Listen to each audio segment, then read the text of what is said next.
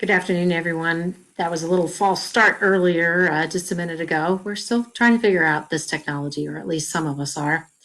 For today's one at one, still trying to figure out this technology a little bit. But for those of you who don't like sports, I'm just going to ask you to bear with me for a little bit because I have my Rockies gear on here and I have my Rockies baseball here with me.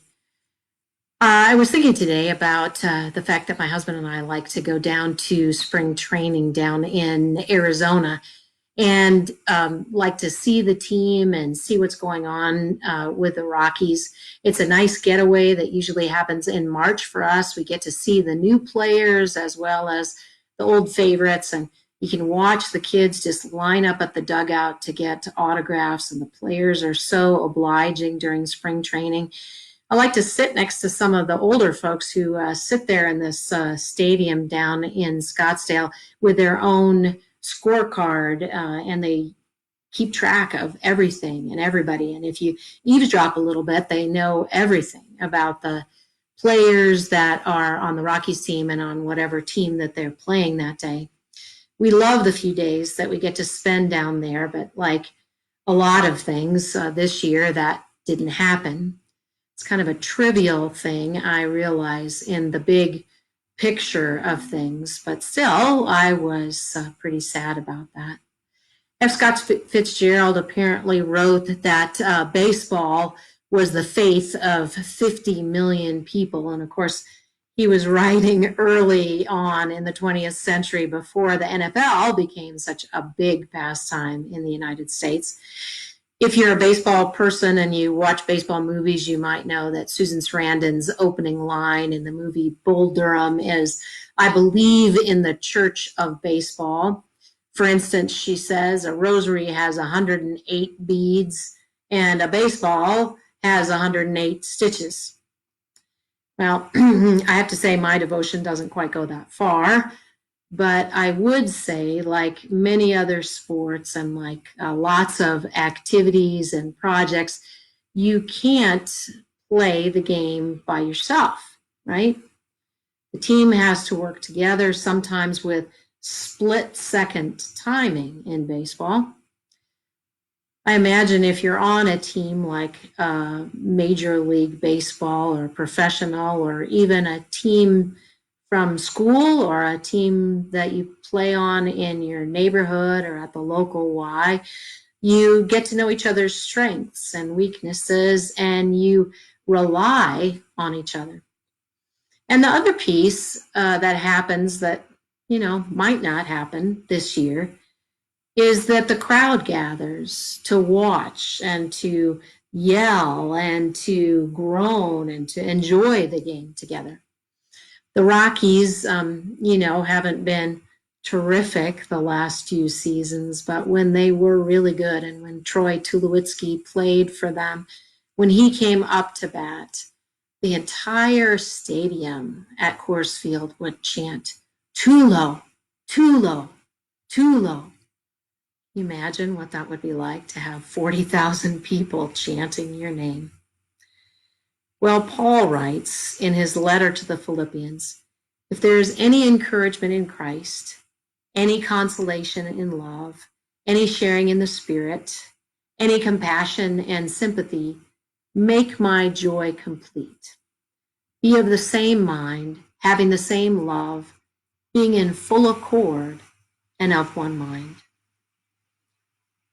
What he writes is a call to be one in Christ's love, that they, those Philippian believers, and that we have already received.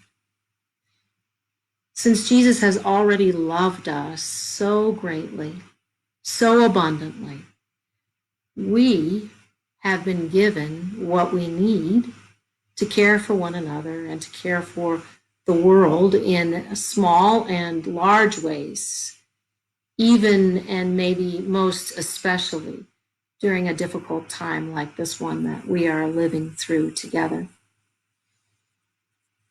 Last night, I saw a picture of one of the protests against a state's stay-at-home order. In the picture, a man was holding a homemade sign that said, "Sacrifice the weak, reopen Tennessee." Well, there's a whole sermon in there, isn't there? But for today, I would just say that no statement could be more antithetical to what it means to follow Jesus. We know that Christ opened his arms wide to the world, especially embracing those who were seen as weak and somehow disposable. Our call is to live out that same love in this world, believing and trusting that we are one family of God. Right now, we're living out that call in what is a very hard thing for many of us. We're living out that call by continuing to stay away from one another, to protect one another and the most vulnerable people in our world. It is a hard thing. Not being able to worship together in person has been heartbreaking, I know, for you all and for the Augustana staff as well. The team, all of us, the staff and you together, can't be together in the same place. And unfortunately, I want to tell you that this morning we received word from our bishop after consultation with the governor of the state of Colorado and other governors in the West, that the recommendation now is that there will be no in-person worship for the month of May either. It was hard news to hear, and I imagine it's hard news for you to hear today. And yet, we know that it is what we need to do to take care of ourselves and to take care of one another. So we'll continue to do what we are doing. This time together, 1-at-1, devotions brought to you by Augustana's staff on Tuesdays and Thursdays. Our online worship service that's also posted on Facebook on Sunday mornings at 9 o'clock. There's also opportunity for Bible study on Sunday mornings following that worship time, and that's at 9:30. And there's time for fellowship and virtual coffee together at 8:30 on Sunday mornings. And you can find all those Zoom links on the epistle that comes to you electronically, or you can always contact one of the staff members to find out more about that. And then also we've reinvigorated Dial a Care, our phone message, which has a different devotion every day.